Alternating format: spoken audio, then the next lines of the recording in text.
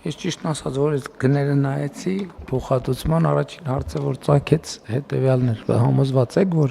հետո ստիպված չեն գտնելու հետ ներմուծել այդ նույն մեր ապրանքները, որովհետեւ սենց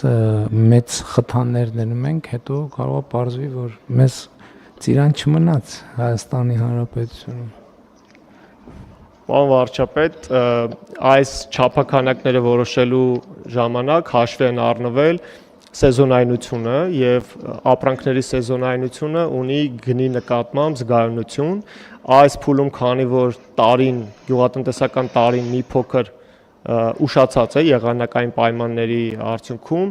ծիրանի օրինակ հիմնական բերքահավաքը սկսվելու է հունիսի 15-ին, այնինչ օրինակ նախորդ տարի այն արդեն մայիսի 25-ից 30-ից արդեն բերքահավաքը մեկնարկել էր եւ դրա համար գնային տարբերությունները մի փոքր այդ նկատառումով են հաշվի առնված։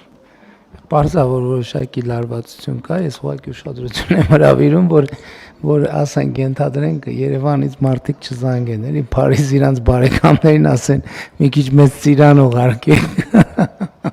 Մենք ստեղ ծիրան չենք կարողանում գտնել։ Ամեն դեպքում ես նկատի ունեմ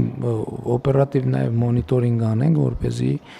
խնդիրներ չանցան, անտրամաբանական գնաճեր կարող են լինել եւ այլն։ Այդ ես ինչ եմ ասում, նաև իհարկե կեսկատակ, բայց նաև պետք է հաշվի առնել զբոսաշրջության մեծ հոսքերը, որոնք իրանք նույնպես սպառում էականորեն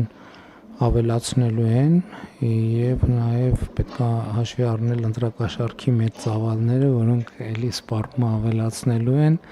եւ ոնց որ թե արդեն ավելացրել են եւ այդպես շարունակ, այսինքն մոնիտորինգ